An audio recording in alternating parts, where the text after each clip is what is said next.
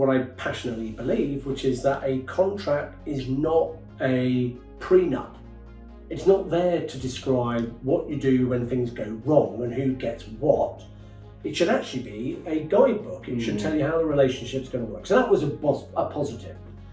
The second is, I think, the way that we work. Hybrid working is definitely the right way forward. But Procure Tech, on the one hand, exactly what you described, a absolute blossoming of new technology on top of some, well-established.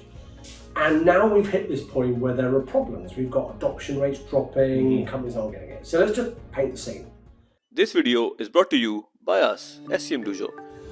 We provide awesome courses, guides, best practices for supply chain community. Hi folks, welcome to one more episode of the Supply Chain Show. Today I have Richard, but before I introduce Richard, I want to explain the history of Richard and actually the history of the Supply Chain Show.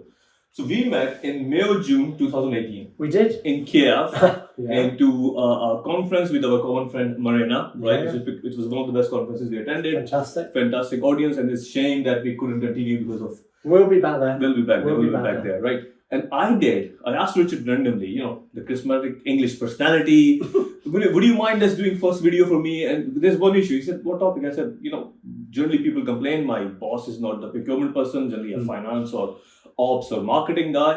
How can we actually explain, get aligned to them, explain other challenges, And Richard, being his experience, which he is from this army and being a CPO himself and consulting right now, I explained very well. And then we have recorded about 58 videos. There should be, I think, 60 plus or whatever. I don't know right now when it will be published. But this is started all thanks to Richard. Then followed on summer, in 2019, we met again into a very noisy coffee bar. It was. Yeah. By Birmingham New Street Station. Exactly. And we did a video, I think we did 2-3 videos, but one of them we did on indirect procurement. What is indirect procurement? How to manage it? This video is still ranking on YouTube, so if you just Google indirect procurement, it will come. And we created further content on that, right? So today what we're doing here is we're into a beautiful, it's a countryside. It is countryside. And we recorded 2 courses, right? We recorded, what were the 2 topics? So, course 1, Procurement Fundamentals, Category Management. And then we did Procurement Toolbox, which was around, how can we facilitate? That is an amazing course.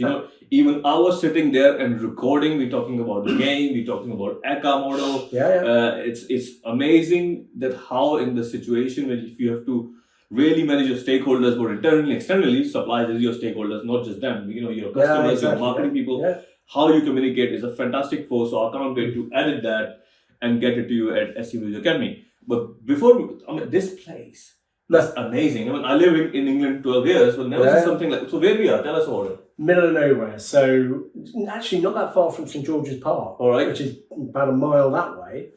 But we've just done the downsize. Right. So we've gone from, we're a composite family, 6 children, house that fits 6 children just.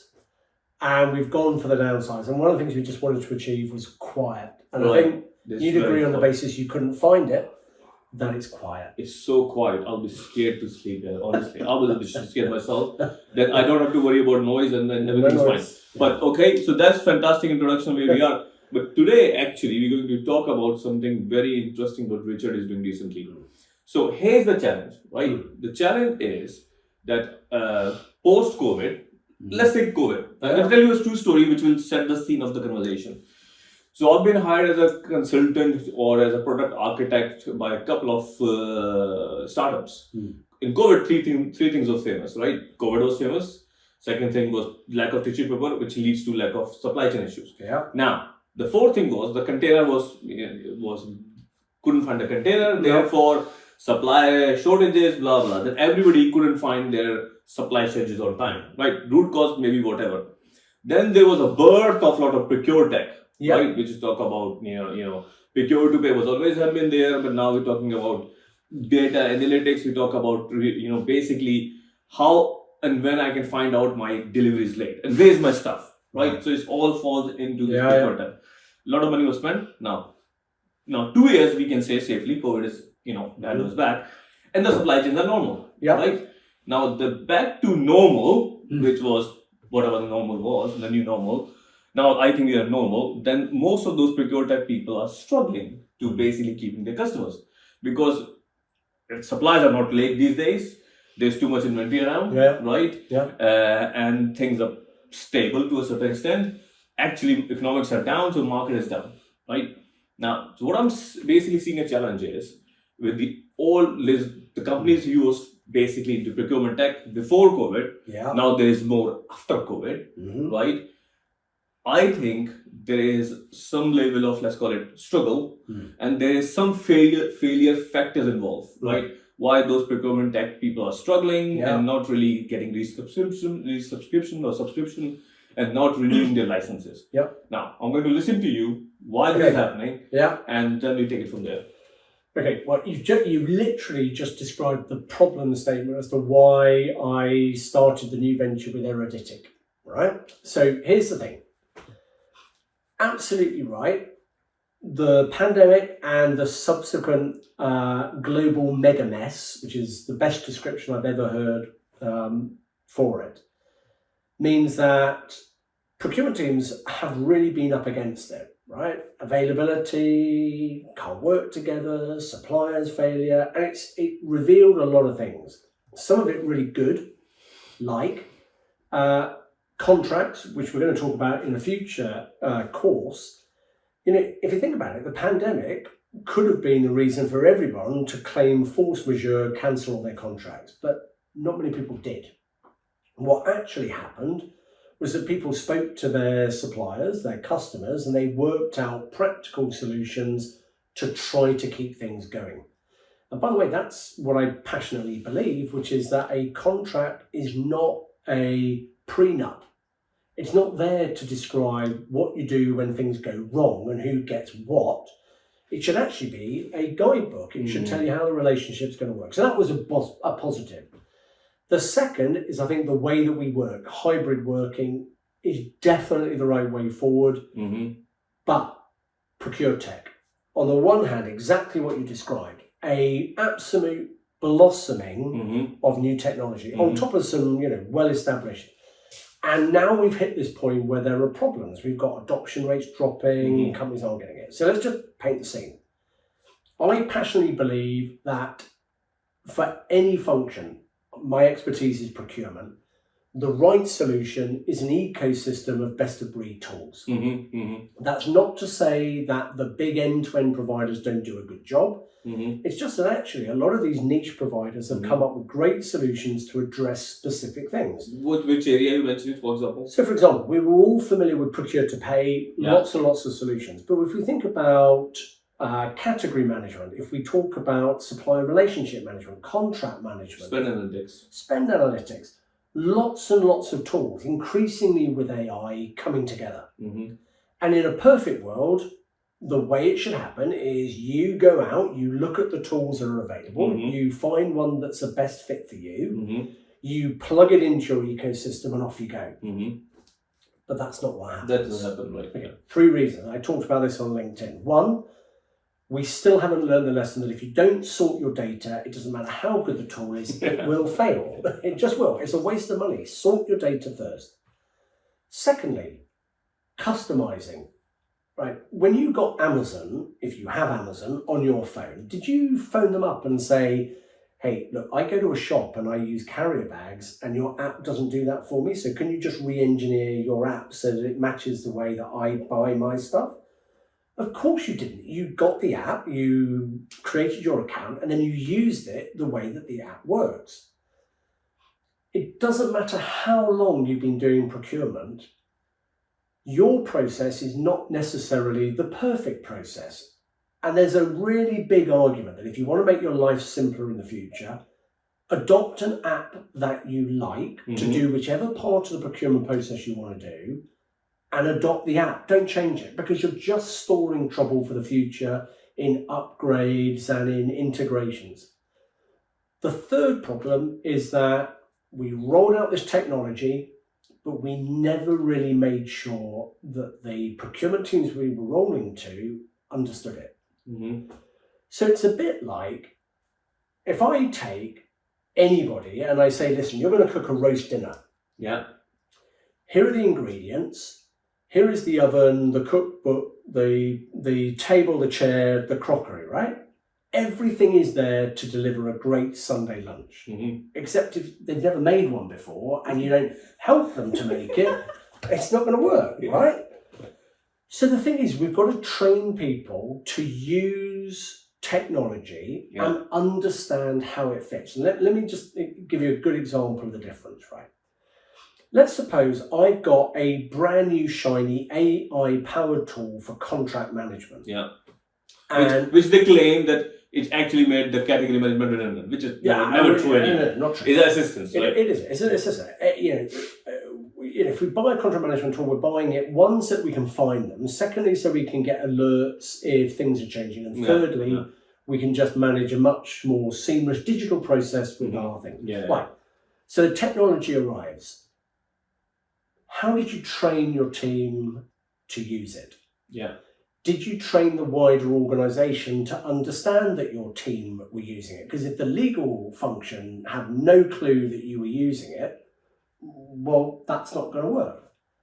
Did you go to your suppliers and make sure they understood that you were going to be using this, and could they use it as well, because then you could manage your interactions?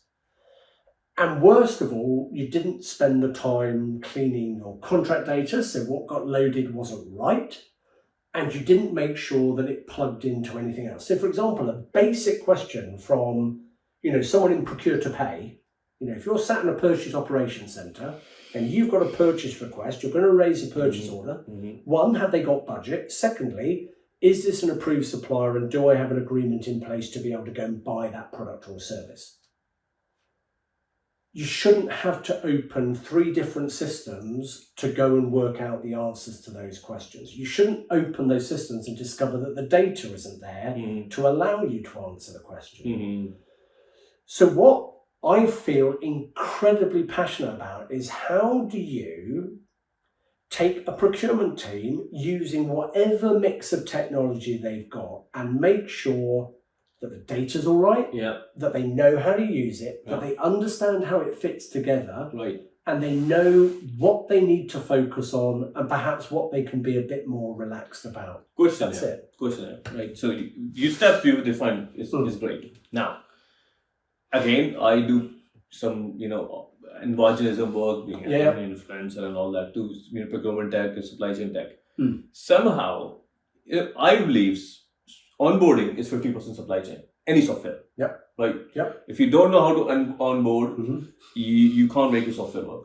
Right. You can design the best AI software, and actually all the challenges you explained, the cleaning part, it's basically onboarding. I also say the software companies, they just want to make software. They don't want to do all onboarding. They want to pass it on to some consultant or big inspiration. We're gonna give it to McKinsey, and then they're gonna do it for us. You're just a startup. You can't give it to McKinsey. No. Right? Okay, come down a level. Give it to people like you and me. Okay. But they, on the other hand, they don't want you to pay for our time and money. They said, charge customer, but then you are just increasing the cost of a customer. So you're charging your software very high fees. You're not doing the onboarding at the same time. And you say, okay, talk to Richard or Mud, who's gonna do. That's it. Then the ROI goes slightly out of the window. So the real question is, first of all, I think onboarding should be easy. But the second is, I don't like this onboarding solution actually. If I was supply chain manager director, I would say, yes off, right? Right. You do the onboarding, you need to make sure my data is sorted, then I'm going to use the software. First of all, do you agree with this with me? Or if not, why not? And then what do you suggest?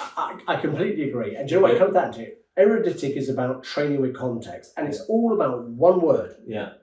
And that word is because. Let me explain. Let's say you've got a technology provider, they've got a great tool, maybe it's, spend analysis. Maybe it's raising a purchase order. Good, right. So, not in no way disparaging, because they have got people that really understand their product, can train their product brilliantly, can show you in detail how it works.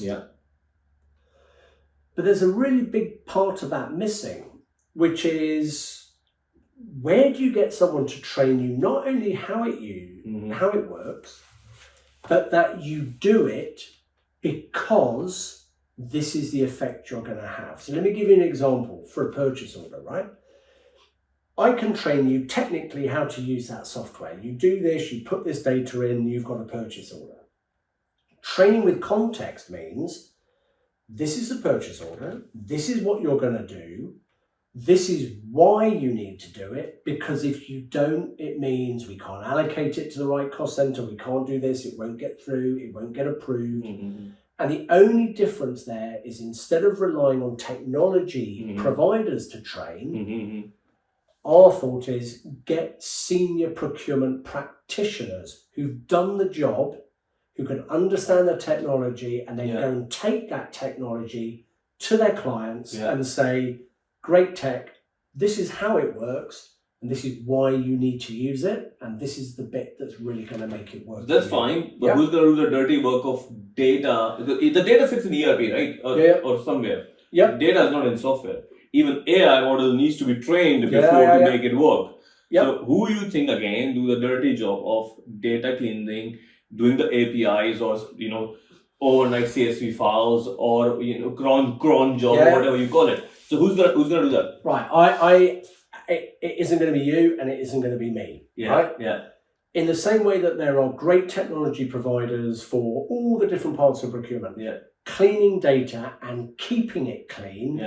That is a top-notch professional service. Agree. It's a service. Agree. And I think probably the most ridiculous expression of why you should use the service and not try to do it yourself is I listened to a chief procurement officer tell a conference, we are establishing a second data lake to clean our first data lake. I mean, seriously. That's a joke. I mean, bless them. They were focused on fixing a problem, but then creating one more. But then, exactly, they're never going to fix it. Listen, I've been on the wrong end of this, right? I carried on with an implementation when the data was bad, and I can tell you it was an out-and-out disaster. Right. I cannot say this strongly enough.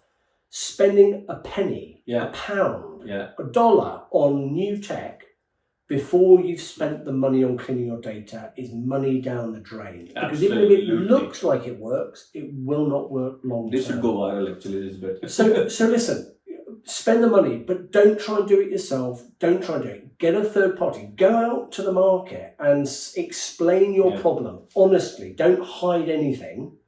And just say, right, this is what we've got. We've got 7 ERPs, we've done 6 mergers, we've got this, we've got problems with that, this coding doesn't work. And do you know what?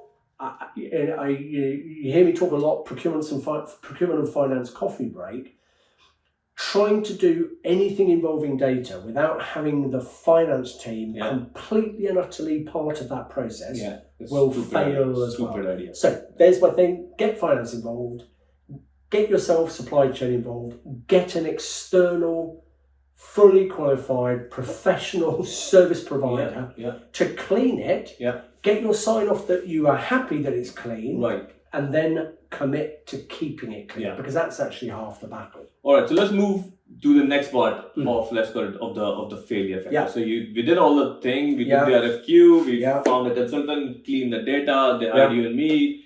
Software is deployed. People are using. Value proposition is done. Money are gone. You spend £76,000 on license plate. You're paying a user of, you got, 400-500 people in the company, you got 10-12 people in your procurement supply chain function. You said, okay, let's get 12-13 license. Okay? 8 months down the line, they're still using Excel spreadsheet, right? They're still doing what they've been doing, and there's not one active user per month. Why is that? Do you relate to this scenario? Totally, and I can answer it in a really simple way.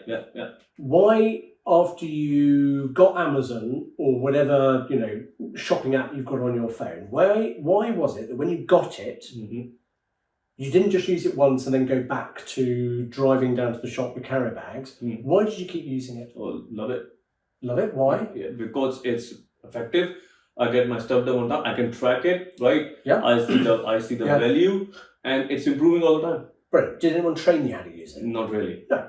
because it's brilliantly simple software that works, that does exactly what you need, but it changes the way that you previously bought stuff. Yes. I can now buy it online.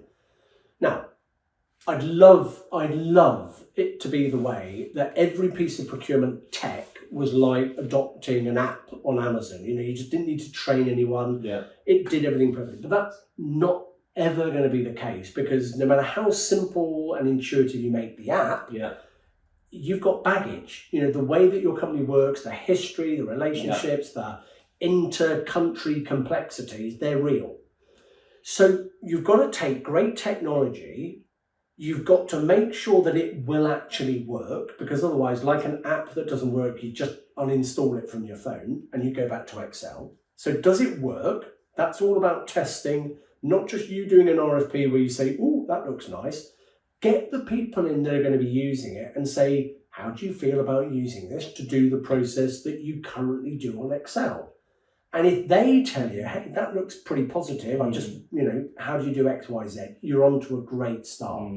But once you've made the decision, exactly as you said, if you get the onboarding right, which is not just training, it's about explaining what's coming, it's about going out and fitting the solution to the way they work, about supporting them when they are using it, and making sure that what they're doing connects to all the other tools that they've got.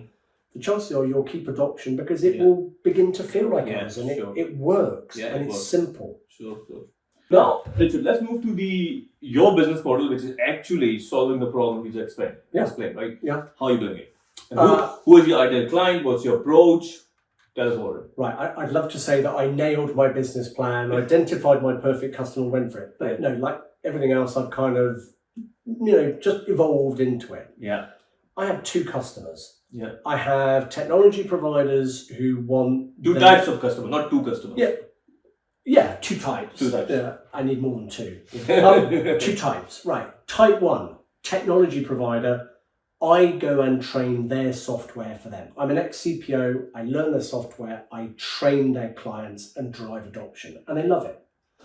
The second thing, which actually came as a surprise, because my original business model was that, is actually I've had chief procurement officers call me to say we've either already got a piece of software and we now need to re-roll it out, retrain, or we've got problems in our overall procurement. Come and have a look at our process, our tools, and our people, and give me a training program with context that actually reflects the real way I work in the actual process with the actual tools. And we're doing that with a few clients now.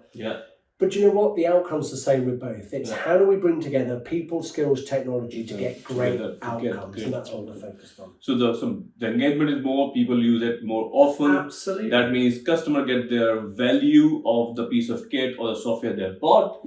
Therefore, the higher chances of getting their ROI, which was the original business case, which is nobody looks right now. Exactly. And the software providers get what they want, which is the resubscription and more engagement.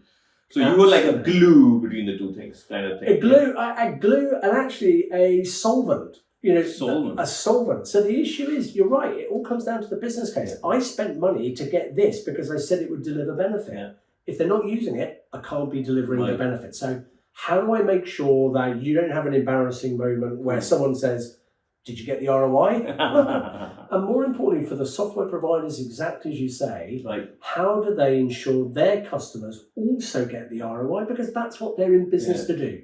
So for me, it's about the real world of tools, tech, and people, and training with context so they get a great result. Great.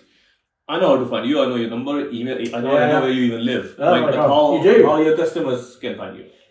Eruditic.com, you'll see the address here tucked up behind. Find us online or find me on LinkedIn, Richard Beaumont. I'm all over the place. Reach out, let's see if I can. They are on LinkedIn, right? So they're on LinkedIn or I see him with the YouTube channel. You can find him always there. Perfect. Richard, as pleasure. It's been a pleasure. As always. You're my favorite English person, honestly. Right? So, I love talking to you. Honestly, I do love talking to you. So guys, as always, you like this video. If you want to see Richard more, let us know. And as you always said, thank you for watching. Keep it simple, keep it real. Ciao. Take care, everyone.